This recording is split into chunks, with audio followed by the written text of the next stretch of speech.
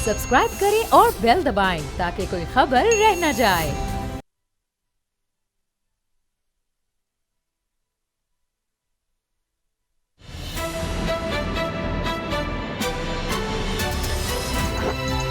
अब पता चला।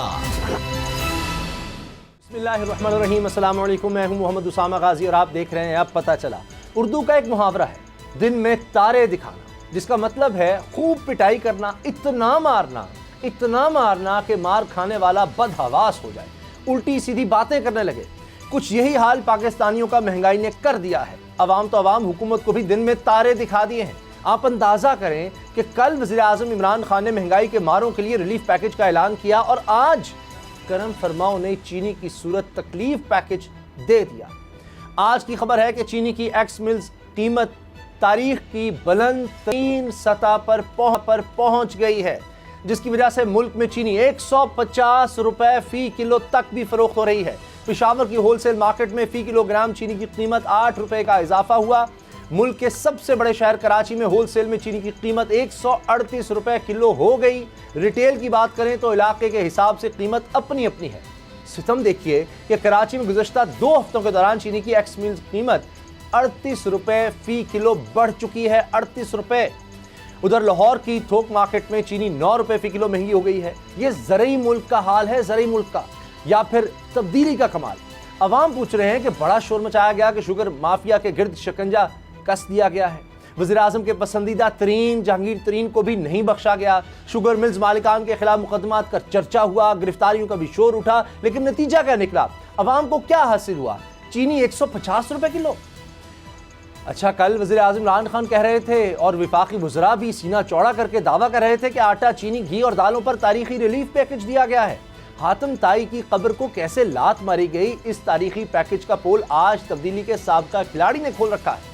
मुआशी माहिर फरूख सलीम ने जो हिसाब किताब किया है, इसके मुताबिक 120 अरब का रिलीफ पैकेज दिया गया है, जिससे 13 करोड़ लोग 6 महीने फायदा उठाएंगे, यानी फी कस 923 रुपए 6 महीने में मिलेंगे, जिसे अगर 6 महीनों पर तकसीम किया जाए तो हर महीने एक शख्स को 154 रुपए की सब्सिडी दी जाएगी। इतने पैसे कैसे संभालेगा गरीब आदमी?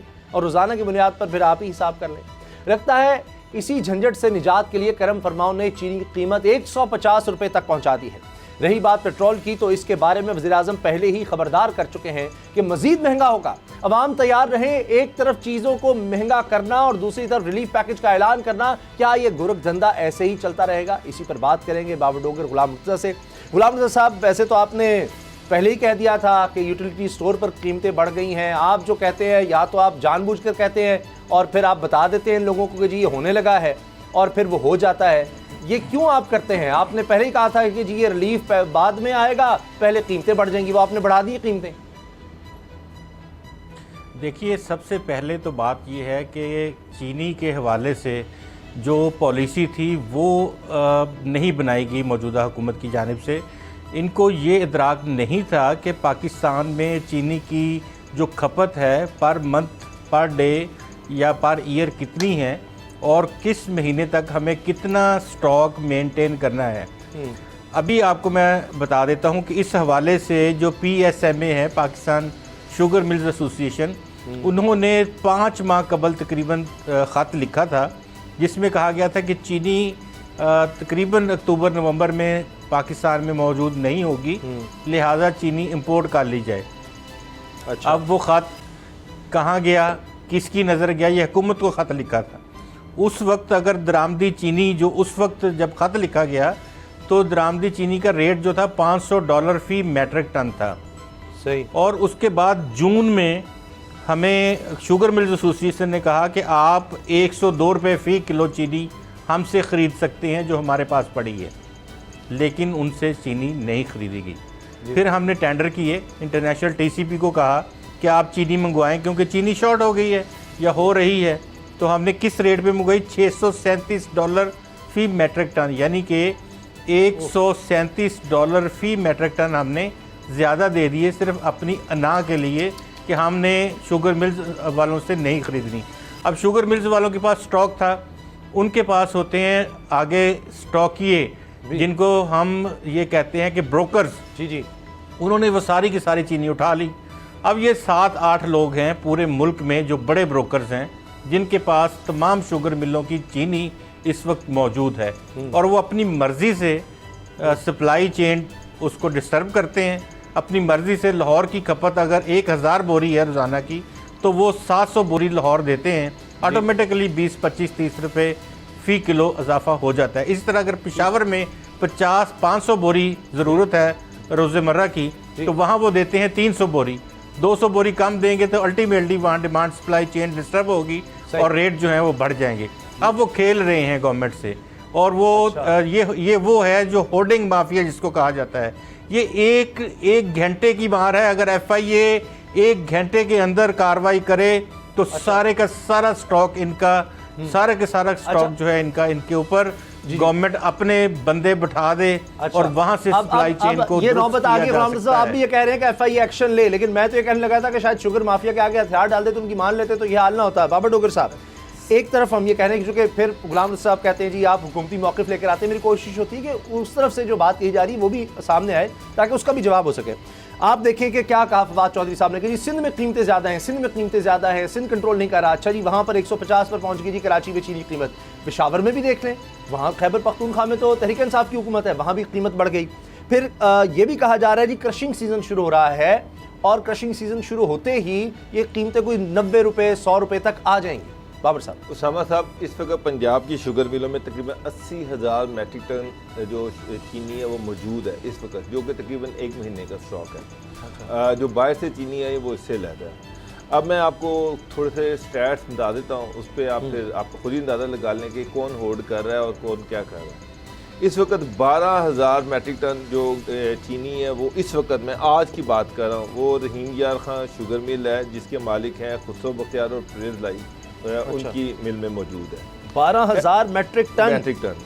SW शुगर मिल जो है इसके, ये भी खुसरो बख्तियार फिरोज लाई और उमर शहरियार इसके मालिक हैं। यहाँ पर 14,000 मैट्रिक टन चीनी यहाँ पर मौजूद है। और उसके बाद तानलिया वाला मुजफ्फरगढ़ में 14,000 मैट्रिक टन चीनी मौजूद है, इसके मालिक हैं हुमायूं अख्तर और हारून अख्तर। तांदलिया वाला नंबर 1 फैसलाबाद में 3500 मैट्रिक टन जो है वो चीनी इस वक्त पड़ी हुई है, और इसके मालिक हैं जनाब हुमायूं अख्तर और हारून अख्तर। शाहताज शुगर मिल है, इसके तकरीबन 9,000 मैट्रिक टन है इसके पास। तो ये 4-5 जो बड़ी हैं, अब इनमें आप नाम सुन लें, हुमायूं अख्तर, हारून अख्तर, खुसरो बख्तियार, फिरोज लाई, उमर शहरियार, ये सारे पॉलिटिकल लोग हैं। ठीक। अब जहाँ तक गवर्नमेंट की बात है, जुलाई में इंडस्ट्री डिपार्टमेंट ने चीनी की जो कीमत मुकर्रर की थी वो थी 85 रुपये किलो। उसके खिलाफ शुगर मिल एसोसिएशन जो थी वो लाहौर हाई कोर्ट में चली गई, उन्होंने स्टे दे दिया। हाँ जी। उसके खिलाफ जो गवर्नमेंट थी वो डबल बेंच में चली गई, स्टे मेंटेन रहा। उसके बाद उसके खिलाफ सुप्रीम कोर्ट में चली गई, सुप्रीम कोर्ट ने वो स्टे तोड़ दिया। उसके बाद ये शुगर मिल एसोसिएशन ICA में चली गई, ICA ने उसको एक दफ़ा फिर स्टे कर दिया कि ना शुगर की मिल का तयन गवर्नमेंट नहीं कर सकती। अब वो स्टे पे मामला चल रहा है।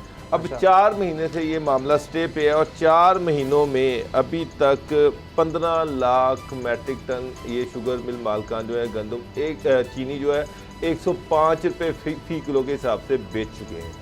अच्छा, ये अदालत में स्टे है। एक ये सरकारी दादोशुमार है, उसके मुताबिक ये इन 4 महीनों में 21 अरब रुपया जायद मुनाफा कमा चुके हैं। लोगों की जेब से 21 अरब रुपया जायद निकलवा चुके हैं इन 4 महीनों में।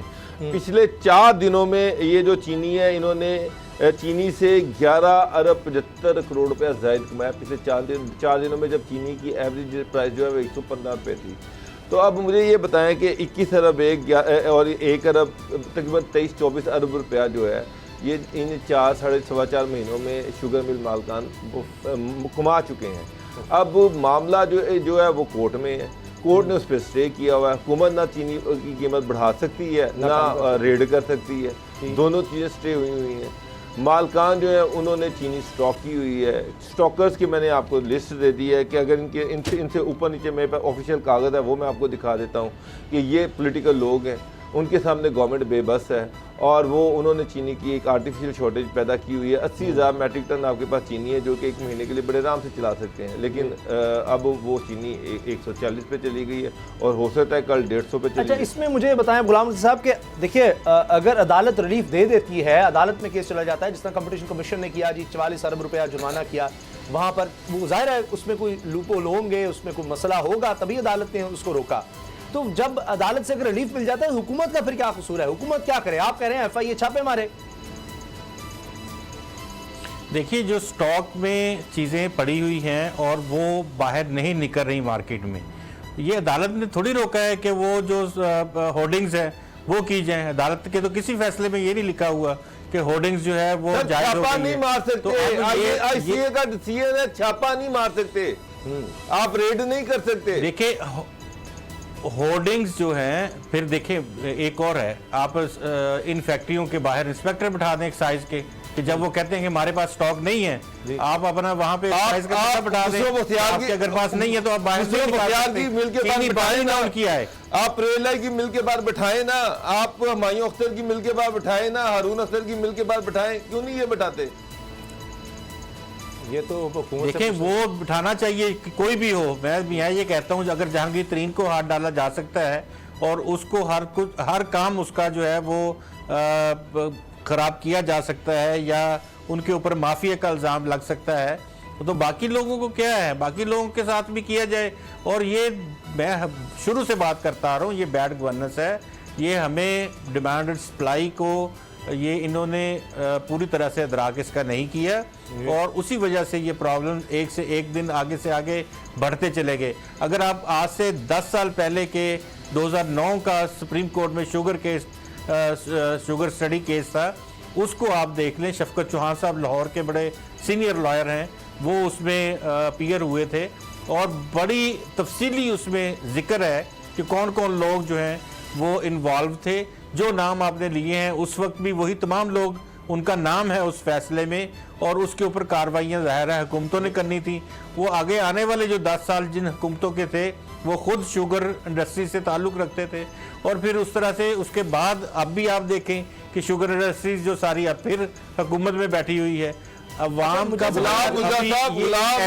मुझे एक बात बताएं कि ये शुगर मिल मालकान जो हैं इन 4 महीनों में 25 अरब रुपया सरकारी कीमत से हट के इजाफे के साथ कमा चुके हैं।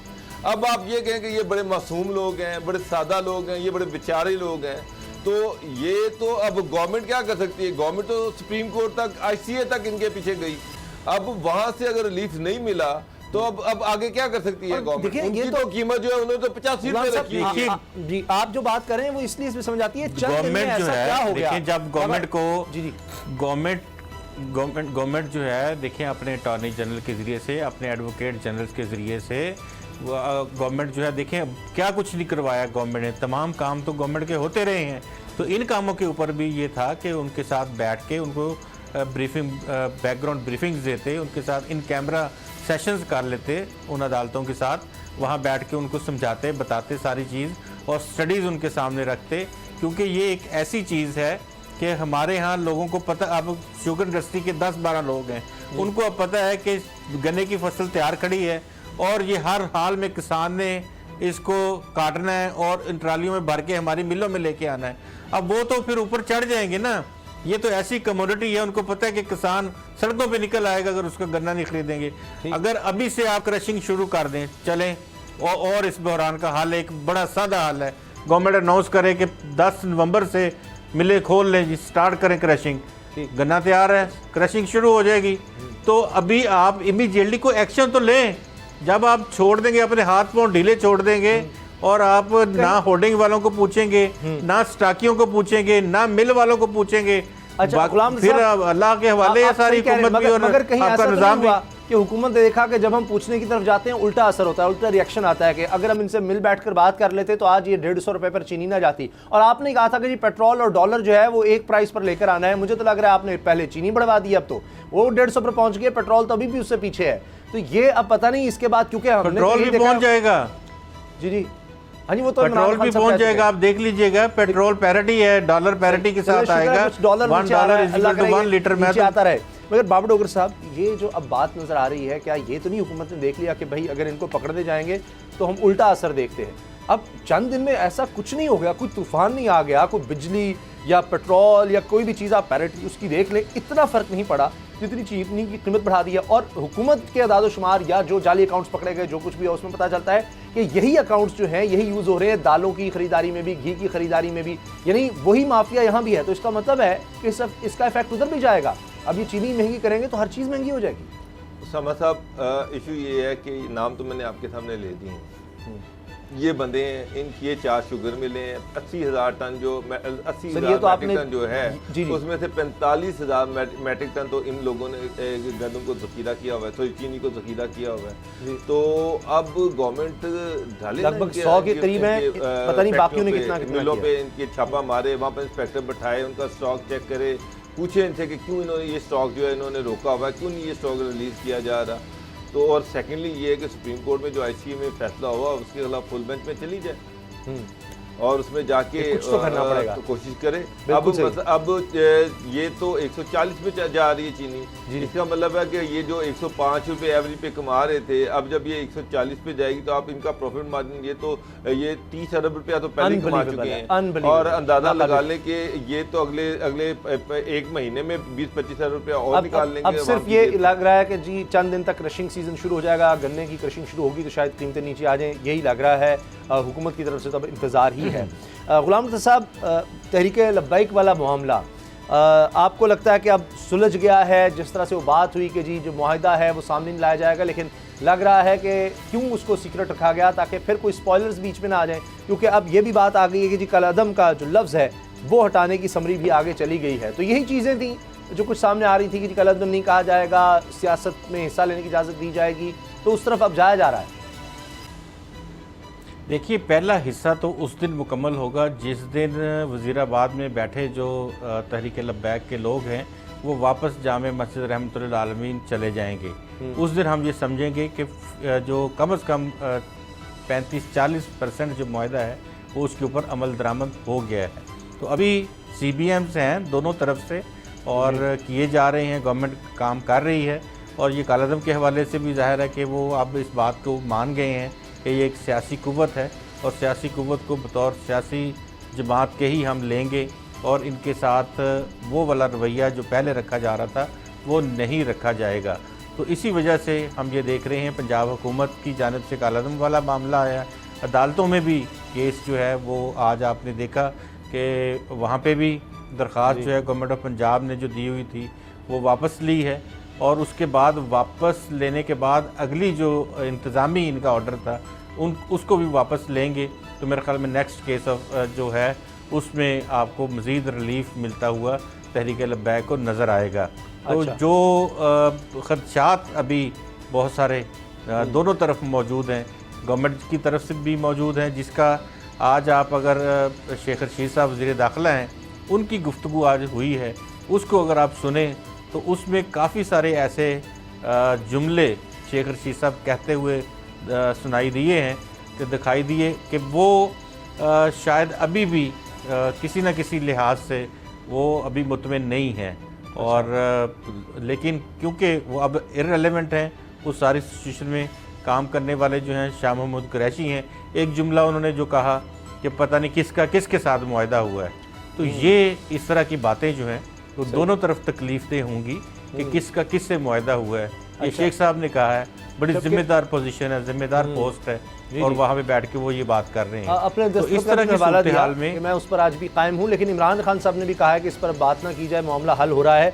साद रिजवी साहब की रिहाई का भी बाबर डोगर साहब नज़र आ रहा है कि उस पर भी अब मामला आगे बढ़ रहे हैं और एक तो ये एस्पेक्ट है कि चीज़ें आगे बढ़ रही हैं। लेकिन जो बात गुलाम रज़ा साहब ने कही कि शेख रशीद साहब का बयान, अगर इस तरह के बयान पहले ना दिए जाते, ख़ासतौर पर फवाद चौधरी साहब ने जो बयान दिया, ठीक है उनकी एक सोच होगी, तो जिस पर इमरान खान साहब ने भी कहा कि जी क्यों इस तरह के बयान दिए गए, सोच समझ कर बात करनी चाहिए थी। तो ना ही इस तरह के बयान दिए जाएँ कि बाद में ख़ुद चबाने पड़ें, ख़ुद वो अल्फाज वापस लेने पड़ें और इस तरह के अल्फाज हों कि फिर आपको जब इस तरह तय करनी होती है चीज़ें तो वो आपके आड़े आते हैं कि जी फलां तो ये कह रहा है, फलां तो ये कह रहा है, तो आपको गिव एंड टेक में नुकसान हो रहा होता है उस वक्त। देखिए उसामा साहब जो ये स्टेटमेंट दी हैं, जब उलमा इकराम प्राइम मिनिस्टर से मिले तो उसको आप देखिए कि उन्होंने ये भी तो कहा कि इस बंदे को यहाँ से उठाएं, तो बातें तो यहाँ तक चली गई और अल्टीमेटली प्राइम मिनिस्टर ने जब टीम चेंज की तो आप देख लें कि उसका रिजल्ट फौरी तौर पे आपके सामने आ गया। अब एक उसमें कालदम की जो शिक थी उसमें ये था कि पंजाब गवर्नमेंट ने आज से 6 महीने पहले फेडरल गवर्नमेंट को एक ख़त लिखा था, उसमें कहा था कि जनाब ये जो तंजीम है ये दहशतगर्दी की कार्रवाइयों में मुलविस है, लॉ एंड ऑर्डर की सिचुएशन पैदा करती है, लिहाजा इसको कालदम करार दिया जाए, जिस पर पंजाब गवर्नमेंट की रिक्वेस्ट पर फेडरल गवर्नमेंट ने इसको कालदम करार दे दिया था।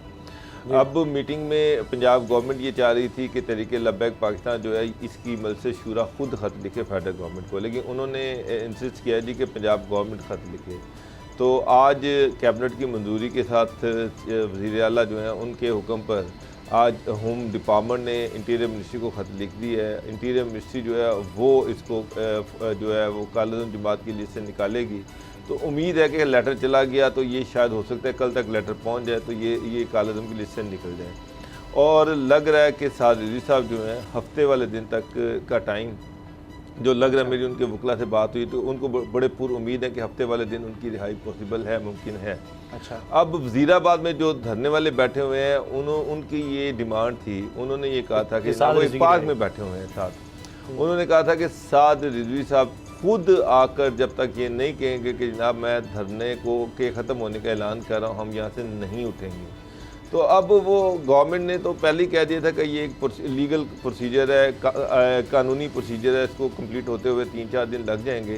तो उम्मीद है कि ये सारे प्रोसीजर जो हैं ये हफ्ते तक ख़त्म हो जाएंगे और हफ्ते की शाम तक ये धरना उठ जाएगा। जो मेरी मालूमात हैं, जो मेरी इंफॉर्मेशन है उसके मुताबिक हो सकता है कि हफ्ते की शाम तक ये धरना उठ जाए और हफ्ते को साद रिजवी साहब जो हैं उनकी रिहाई का इम्कान मुझे नज़र आ रहा है, लग रहा है। सही। तो ये मामला तब हफ्ते तक सेटल हो जाएंगे। अब बशीर फारूकी साहब के पास एक इन्वेलप था और वो उस पर यानी सील लगी हुई थी, तो गुलाम रज़ा साहब उनसे भी जब उस बारे में सवाल हुए तो उन्होंने कहा कि जी वो 10 दिन तक अमानत है। तो मेरा ख्याल है कि साद रिजवी साहब की रिहाई के बाद शायद वो खुल जाए और उसमें पता चल जाए कि क्या क्या चीज़ें थी। बिल्कुल, ये मुआहिदा तो तकरीबन आप ये कहें कि पेपर मौजूद नहीं है। अच्छा। लेकिन मुआहिदा आपके सामने सब लोग डिस्कस कर रहे हैं, आप भी डिस्कस कर रहे हैं, हम भी डिस्कस कर रहे हैं, बाकी दीगर जो मीडिया हाउसेस हैं वो भी उसी तरह से डिस्कस कर रहे हैं। चीज़ें तो सारी सामने आ चुकी हैं, लेकिन जो जिस तरह से उन्होंने कहा था कि इसको हम उस वक्त तक मुआहिदे को सामने नहीं लाएंगे जब तक एटलीस्ट 50% जो चीज़ें हैं वो मुआहिदे की शिकें हैं उस पर अमल दरामद नहीं हो जाता।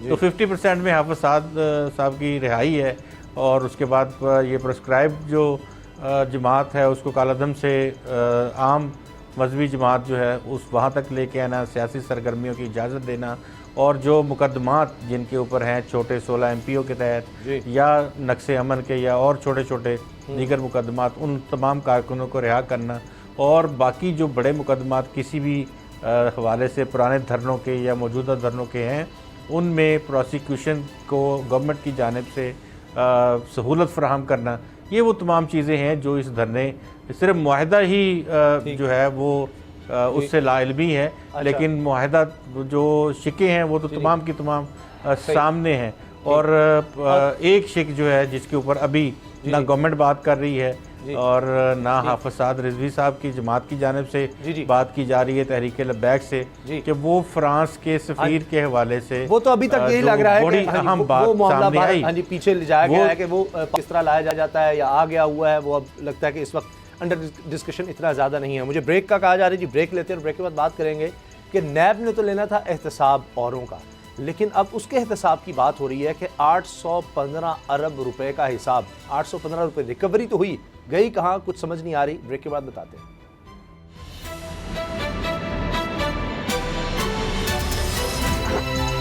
अब पता चला।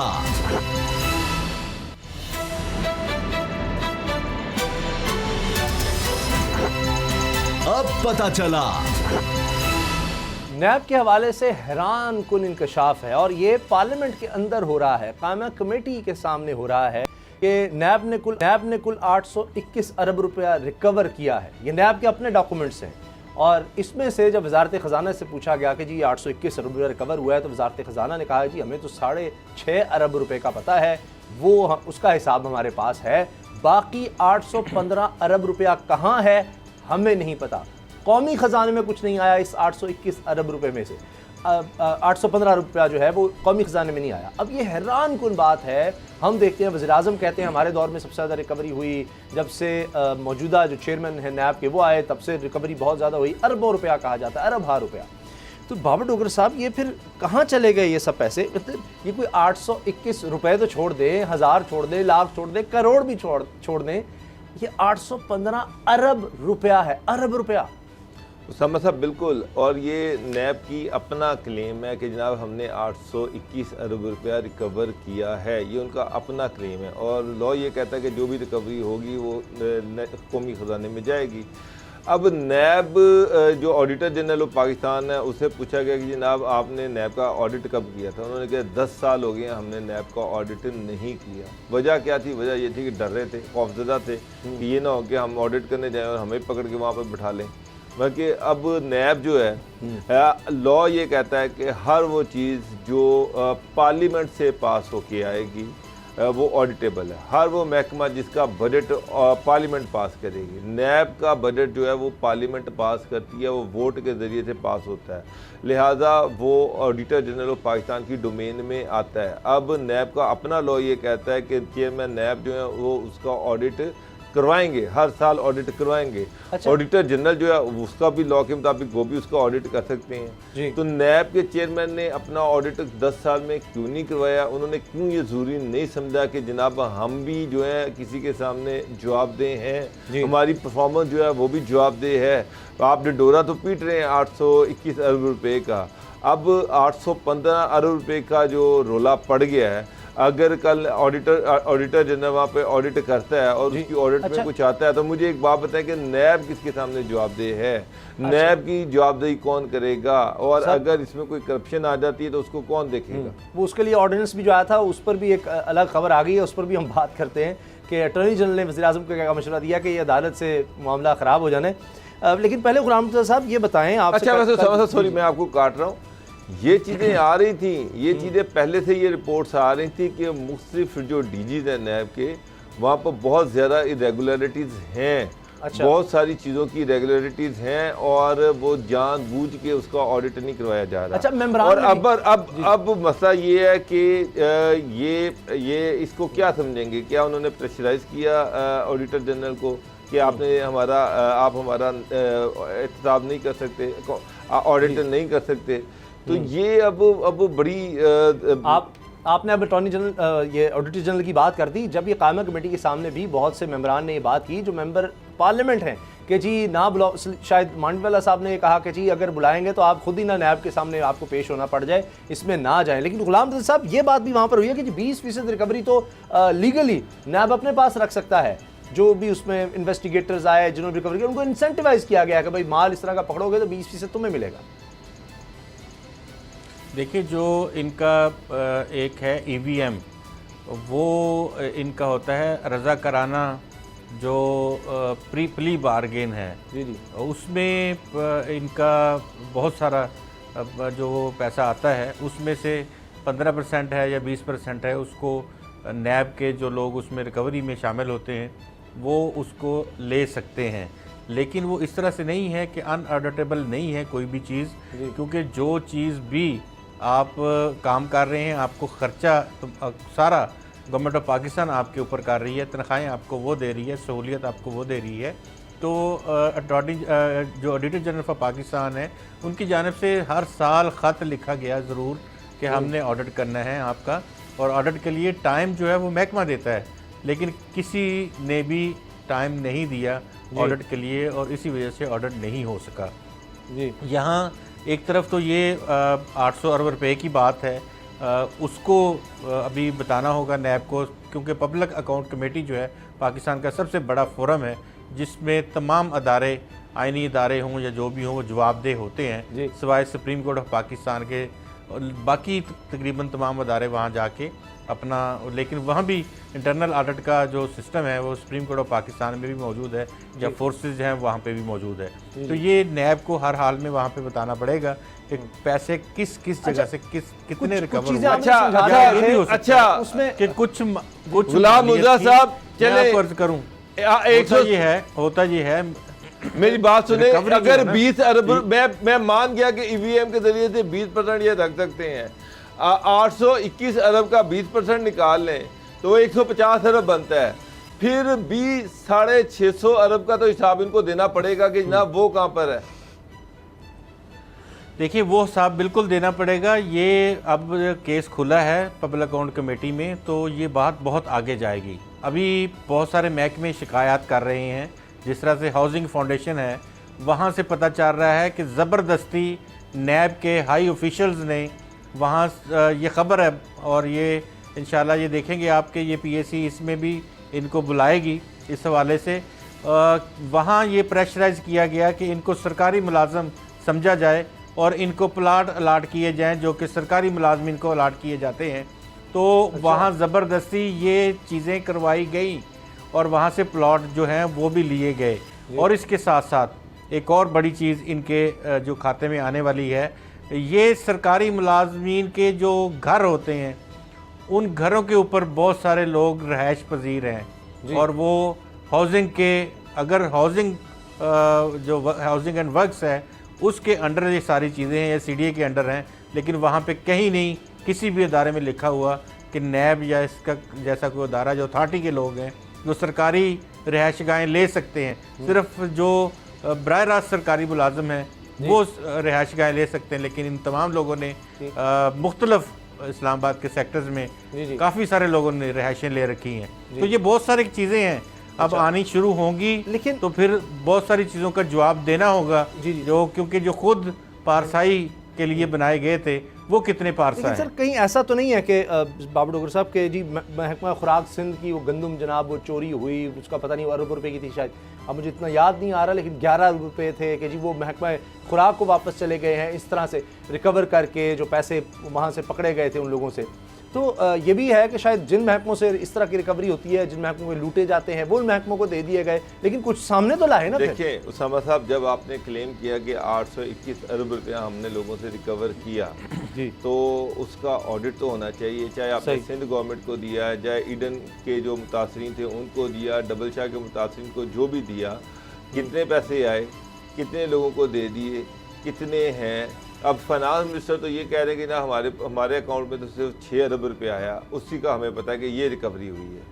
अब आगे नैब ने बताना कि ना बाकी पैसे कहाँ पर गए हैं, किस मद में गए हैं, कहाँ पर इन्होंने खर्च किए हैं, कितने लोगों को दिए गए हैं, कौन कौन से लोग थे, उसका एक देखिए। जब भी डिपार्टमेंट जो होते हैं जितनी भी इनकम आती है ये नैब की ज़ाती इनकम तो नहीं है, ये तो नैब एक सरकार का हिस्सा है और सरकारी किटी में वो पैसा आता है, उधर से आगे जिधर भी डिस्बर्स होता है उसका एक आपने बैलेंस तो रखना है। सर ब्रेक हो जाएगी, इतना पैसा आया, इतना पैसा गया, तो उसका ऑडिट के जरिए से पता चलेगा कि कितना पैसा आया, कहाँ गया, कहाँ खर्च हुआ। सर एक बड़ा अहम पहलू है, जुबानी कलामी चीजें तो नहीं हो सकती। अहम पहलू है, जल्दी से 10 सेकंड है मेरे पास। सर नैब ऑर्डिनेंस में तरमीम को पार्लियामेंट के जरिए बेहतर करने की तजवीज़ दे दी अटॉर्नी जनरल खालिद जावेद साहब ने, आप क्या कहते हैं गुलाम साहब, ये फिर पहले क्यों नहीं सोचा जाता कि काबीना में जहाँ मंजूरी दी जा रही थी इस ऑर्डिनेंस की उसमें अटॉर्नी जनरल साहब मौजूद नहीं थे, अब वो कह रहे हैं कि जी ये ठीक नहीं है, इसमें बेहतरी लाए, नहीं तो अदालत में जाकर आपको शर्मिंदगी होगी। अटॉर्नी जनरल फॉर पाकिस्तान जो हैं वो काबीना का हिस्सा होते हैं और वो नॉन कैबिनेट मेंबर के तौर पे वहाँ बैठ सकते हैं और बात कर सकते हैं और उनकी राय साहिब राय होती है। लेकिन आप ये देखें कि यहाँ वज़ीर कानून भी हैं, मशीर कानून भी हैं और अटॉर्नी जनरल फॉर पाकिस्तान भी हैं, पूरी लीगल टीम है बहुत बड़ी, और बड़े बड़े यानी कि जो बैरिस्टर्स हैं वो मौजूद हैं। और ये ड्राफ्ट जो है 4 दफ़ा ऊपर नीचे होकर 6 महीनों की मेहनत से ये ड्राफ्ट बना है कि रोज़ाना उसमें कुछ ना कुछ अमेंडमेंट करनी पड़ रही है। तो अभी वाक़तन ये बात है कि अगर प्रेसिडेंट ऑफ पाकिस्तान जो है वो चेयरमैन नैब को हटा सकते हैं या लगा सकते हैं तो फिर खुदा ही हाफिज़ है इस नैब का। उससे बेहतर तो FIA है कि उनके लिए कम से कम सर्विस रूल्स मौजूद हैं। ठीक है, अगर आपने किसी को हटाना है तो आप सर्विस रूल्स के तहत जाके रेमेडी हासिल कर सकते हैं। बाबर साहब इसमें ये जो है कि अब वो कह रहे हैं कि असेंबली और सेनेट में इस पर मुकम्मल बहस होने दें, ये तरीका है, वरना बड़ी शर्मिंदगी होगी, क्योंकि इस तरह नहीं हो सकता कि आप सदर को इख्तियार दे दें। उसामा साहब, ये प्राइम मिनिस्टर हाउस की नालायकी है, ये कैबिनेट की नालायकी है, रेलिवेंट मिनिस्टर्स की नालायकी है, प्राइम मिनिस्टर हाउस और प्रेसिडेंट हाउस। ये पाकिस्तान के सबसे हाईएस्ट ऑफिसेज हैं, ये सबसे बड़े ऑफिसेज हैं। और अगर मेरा मतलब है कि इन्होंने तो मजाक बना के रख दिया है कि तरमीमी बिल आ रहा है, उसमें ये चीज़ रह गई है, फिर तरमीमी बिल कह रहा है, ऑर्डिनेंस आ रहा है, उसमें फिर ये गलती आ गई, फिर ऑर्डिनेंस आ रहा है, फिर गलती आ गई, फिर ऑर्डिनेंस आ रहा है, जो असम्बली जाती है उसमें ये गलती कर देते हैं। तो इन्होंने, ये तो नालायकी की इंतहा है सर, कि 3 प्रेसिडेंशियल ऑर्डिनेंसेस एक इशू पर आ गए और फिर भी वो इशू, उसमें जो है वो खामियां हैं। सर, तो मेरा ख्याल है कि इसमें तो लॉ मिनिस्टर को और लॉ सेक्रेटरी को वैसे उड़ा देना चाहिए। ब्रेक लेते हैं और ब्रेक में पेश आने वाला हौलनाक वाकया, जहां एक शख्स वीडियो बनाता है एक बासर बल्कि मेंबर सिंध असम्बली हैं उनके मेहमानों की, और उसके बाद वो शख्स कत्ल कर दिया जाता है। इसके लिए वाक़ईन इल्ज़ाम दे रहे हैं रुकन असम्बली को। क्या हो रहा है, ब्रेक के बाद बताएं।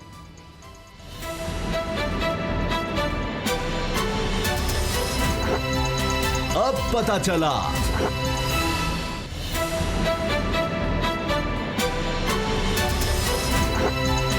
अब पता चला। सिंध में अफसोसनाक वाक़या पेश आया। एक नौजवान नाजिम जोखियो जो वीडियो बनाता है कुछ गैर मुल्की मेहमानों की, जिनका कहा जाता है जी रुकन असम्बली हैं जाम अवैस, पीपल्स पार्टी से इनका ताल्लुक़ है, मेंबर सिंध असम्बली हैं, इनके भाई मेंबर कौमी असम्बली हैं और इनके मेहमान थे। इसने उनको रोका वहाँ पर कि जी रास्ता क्यों रोका हुआ है। इस पर जो लोग वहाँ थे गैर मुल्की बताए जा रहे हैं उस गाड़ी में, वो गुस्से में आगे इसका फ़ोन छीन लिया। इसने बदला इस तरह लिया अपनी बेइज्जती का कि वो वीडियो वायरल कर दी। उसके बाद इस नौजवान की लाश मिलती है। इसके घर वाले इल्ज़ाम ये लगा रहे हैं कि जाम अवैस जो मेंबर असम्बली हैं, पाकिस्तान पीपल्स पार्टी से उनका ताल्लुक़ है, उन्होंने इसको कत्ल करवाया है। अब वज़ीर सिंध ने इसका नोटिस भी ले लिया है, मुकदमा भी दर्ज हो चुका है और उसमें MP जाम अवैस, नियाज सालार और दीगर अफराद के ख़िलाफ़ कत्ल का मुकदमा दर्ज हुआ है। अब इस वक्त ये बात पूरे मुल्क में फैल चुकी है, इस पर बहस हो रही है, लोग बातें कर रहे हैं कि ये हुआ क्या, क्यों इस तरह का मुकदमा दर्ज होने के बाद भी गिरफ्तारियां नहीं होती, किस तरह से नौजवान कत्ल हो गया। कई दफ़ा हम सहाफ़ियों का सुनते हैं कत्ल हो जाते हैं, समझ ही नहीं आती। अब गुलाम मुर्तज़ा साहब, ये एक और टेस्ट केस है हुकूमत के लिए, क्योंकि जब इल्ज़ाम आ जाएगा आपके मेंबर पर, हुकूमत के मेंबर पर, MPA है, असर रसूख रखता है, तो फिर और ज़्यादा ये मामला हसास हो जाता है। फिर कहा जाता है जी सिंध में इस तरह के जितने मर्जी कत्ल हो जाए, कुछ भी हो जाए, बाद में कुछ नहीं होना। बिल्कुल आपकी बात दुरुस्त है। अगर सिंध के हवाले से हम बात करते हैं, सिंध की तारीख़ देखते हैं, तो हमें ऐसी कत्ल गारत जो गुरबा, जो हारियों, मस्कीनों और बेवाओं, उनके ऊपर जुल्म सितम से भरी पड़ी है। हालांकि सिंध की धरती बड़ी ज़रख़ेज़ धरती है और वहाँ लाल शाह कलंदर उनकी धरती है, सेवन शरीफ उनका दरबार है, लोग उनकी तालीमात को आम करते हैं। सिंध मदरसतुल इस्लाम को आप सामने रखें, इल्म तहज़ीब का दरवाज़ा था ये, लेकिन यहाँ पे जो ये इस तरह की वारदातें हैं, इससे पहले बड़ी शर्म की बात है अजीज़ मेमन जो हैं वो, उनका अभी तक आप देखते हैं कि केस का फ़ैसला नहीं हुआ। और उस वक्त जब उनके हाथ बंधे हुए और लाश के जो गर्दन थी उसके इर्द गिर्द एक वायर जो थी तार के साथ वो उसको खींच के मारा गया था, तो उसकी डॉक्टर्स ने जो वहाँ पे मेडिकल रिपोर्ट दी थी उसमें लिखा उन्होंने कि सफोकेशन से मर गए हैं। तो सफोकेशन तो किसी को घर में भी हो सकती है, खुदा के बंदो अल्लाह के पास नहीं जाना, वहाँ क्या डॉक्टरी तुमने कर ली है और तुम ये नहीं बता रहे काज ऑफ डेथ क्या है। कि सफोकेशन इसलिए हुई कि उसके गले के ऊपर तार बांध के उसको खींच दिया गया था, तब इस वजह से सफोकेशन हुई थी। तो वैसे सफोकेशन एक सांस, सफोकेशन को आप अंग्रेज़ी लफ्ज़ है उसका डिक्शनरी में तर्जुमा देखेंगे कि सांस बंद हो गया, सांस नहीं आ रहा था, किसी भी वजह हो सकती है कि धुएँ से हो सकती है, लेकिन उसमें काज ऑफ डेथ नहीं लिखी। फिर अभी तक उसके हालात ये हैं और अभी ये सामने आ गया केस। इसको पता ये चला है अभी तक की जो इतलात हैं कि उन MPA साहब ने घर में बुलाया था कि तुमने ये क्यों किया, तो वहाँ से बात बड़ी, घर में ही सारा कुछ करने के बाद जो लाश है उसकी जब वो मर गया तो बाहर फेंक दी। तो ये कीड़े मकोड़े हैं हम लोग। यहाँ शाहरुख जतोई का केस होता है तो आपको पता चल जाता है कि वहाँ सिंध में क्या हालात हैं। आपको अजीज़ मेमन का कत्ल हुआ तो आपको हालात पता चल गए, अभी ये कत्ल हुआ तो आपको हालात पता चल गए। तो रोज़ाना का मामूल है 2, 4, 5 लाशें गिरना कराची या सिंध में मामूली सी बात है। हर जगह जराइम होते हैं, लेकिन जिस तरह के जराइम सिंध में हो रहे हैं, इंसानियत का कत्ल जिस तरह से हो रहा है, इसको वज़ीर आला सिंध को और वहाँ की गवर्नमेंट को और दीगर अदारों को भी मैं ये अर्ज़ करूँगा कि उनको इसका बहुत सख्ती से नोटिस लेना चाहिए। ये देखना चाहिए कि क्यों ऐसे वाक़यात हो रहे हैं। इसका मतलब तो ये है कि कोई शख्स किसी के हवाले से बात ही ना कर सके, कोई किसी को किसी की बुराई बता ना सके, मुआशरे में इतनी घुटन पैदा कर दी जाए। कोई आप ये देखिए, ये इतराफ़ है कि ना वहाँ थाने हैं, ना वहाँ अदालतें हैं, ना वहाँ इंसाफ है, ना हुकूमत है। तो बंदे खुद अपना, अब कल को वो जोखियों के लोग जो है, नाज़म जोखियों, उनके रिश्तेदार किसी का बदला ले लें किसी से, तो फिर आगे से आगे चीज़ें दुश्मनियाँ इस तरह बढ़ती जाएंगी। तो ये होश के नाखुन लेने का वक्त है। ये ऐसा वक्त है कि कहीं गुरबा जो है वो इन लोगों के खिलाफ उठ ना खड़े हों। जी, लोगों ने एहतजाज किया, फिर ये चीज़ नोटिस में आती है, वरना पता ही ना चले। अब इसमें ज़ाहिर है कि अदालत में मामला जाएगा, फिर पता चलेगा। लेकिन हमने ये देखा है कि ताकतवर के साथ अगर रियासती मशीनरी साथ मिल जाए तो फिर आप क्या कर सकते हैं। जिस तरह अभी आपने मिसाल दी, पोस्टमार्टम रिपोर्ट भी यहाँ पर बदली जाती है, यहाँ पर टेस्ट रिपोर्ट्स भी बड़ी बड़ी आ जाती हैं, सारा कुछ हो जाता है। तो बाबर डुगर साहब, ये भी पता चलता रहा कि जी डाकुओं की पुश्त पनाही जो है मेंबरान असम्बली करते रहे, फिर जब इलेक्शन होता है तो उन डाकुओं की वजह से वोट डलवाते हैं, बड़ा कुछ होता है। ये सिर्फ ये सिंध की नहीं बात, बलूचिस्तान के हम इलाके देख लें, जनूबी पंजाब में इस तरह कहा जाता है, जो दही इलाके होते हैं वहाँ पर चाहे उसको पंचायत सिस्टम कह लें, वडेरा सिस्टम कह लें, MPA MNA वो फैसले करते हैं। वहाँ ज़िंदगी मौत के फ़ैसले, रिश्तों के फ़ैसले, कोई ये हो गया कारोकारी फ़लाँ, वो ये लोग कर रहे होते हैं। और इसी तरह से ये इतने असर रसूख वाले होते हैं कि आम आदमी इनके आगे बोलेगा तो ये उसको एक निशान इबरत बनाते हैं ताकि आइंदा किसी को ज़रूरत ना हो। उसामा साहब, ये जो हमारा सिस्टम है ये ताकतवर को सपोर्ट करता है, पावरफुल को सपोर्ट करता है, गरीब को सपोर्ट नहीं करता। ये जो नया पाकिस्तान है, इसमें जो ताकतवर है, जितनी ताकत है उसके पास, जितना पैसा है, वो उतना ही कानून से बालातर है। आपने देखा कि कोयटा में एक MPA ने किस्सा से एक वार्डन को कुचल दिया, उसकी रौनक आपने देखी, उसका तकब्बुर देखा, क्या क्या कर लिया गवर्नमेंट ने उसका, कुछ भी नहीं, वो आज़ाद है। अभी शाहरुख जतोई की बात की जा रही थी, क्या कर लिया उस केस में, वो सुप्रीम कोर्ट तक ने उस पर वो मोटो लिया, और उसके बाद आप देख लें कि जो मुल्ज़मान है वो आज़ाद है, दंदनाते फिर रहे हैं। तो यहाँ पर जो ताकतवर है वो जो मर्जी कर दे। अब सिंध गवर्नमेंट वज़ीर ने नोटिस तो ले लिया, पर्चा तो दर्ज कर लिया, क्या वो MPA गिरफ्तार हुआ है? नहीं। क्या उसको किसी ने पकड़ा है? उसकी जिसको अभी तक ये पकड़ ही नहीं दे, वो भी एक गवर्नमेंट पे प्रेशर आ गया, मीडिया पे चीजें आ गई। जब प्रेशर आया तो प्रेशर को रिलीज करने के लिए जल्दी से एक FIR दे दी। उसको इन्वेस्टिगेट कौन करेगा, उसको अरेस्ट कौन करेगा? कोर्ट के मामलात हैं। उसामा साहब, सारी गवर्नमेंट आप देखेंगे कि वो MPA के साथ खड़ी हुई है, सारे ताकतवर लोग उस MPA के बैक पे खड़े होंगे, और उस गरीब के पीछे ये मीडिया बैठा होगा जो ये तो घर वालों का इल्ज़ाम है ना। इन्वेस्टिगेशन पुलिस ने करनी है। पुलिस अगर गिरफ्तार ही नहीं करती, और गिरफ्तार करके भी कहती है जी कोई सबूत ही नहीं मिल रहा कि किस तरह इसको मारा गया, किसने मार दिया, बस ये एक अंधा कत्ल है, कोई पता ही नहीं है, तो फिर कोई क्या कर लेगा? कैसे कर लेंगे आप? कैसे इल्ज़ाम देंगे? मीडिया तो नहीं कर सकता कि इंसाफ जाकर दिलाए। ये तो सिर्फ घर वालों का एक इल्ज़ाम है, और बात खत्म कहेंगे जी जिसने मारा हमें क्या पता कहाँ से आया, किसने मार कर चला गया। लेकिन इलाके में तो खौफ बैठ गया इस सारे मामले की वजह से। एक बासर शख्स के मेहमानों की वीडियो बनाई थी, उसको मना किया गया था, और उसके बाद वो मारा जाता है। तो ये तो सारा एक तरह से कहानी उसकी तरफ ज़रूर जा रही है। लेकिन असल बात है कि कोई एतबार कैसे करेगा पुलिस की इन्वेस्टिगेशन पर? अगर पुलिस इनको गिरफ्तार करके फिर रिहा कर देती है तो नज़र आएगा कि जी कुछ हुआ ही नहीं। और मुझे ऐसे लगता है कि एक ब्लाइंड मर्डर होगा, शायद इसका कभी भी कोई पता ना चल सके कि इसके कातिल असल में कौन थे। प्रोग्राम देखने का शुक्रिया, इजाज़त दीजिए, अल्लाह हाफ़िज़।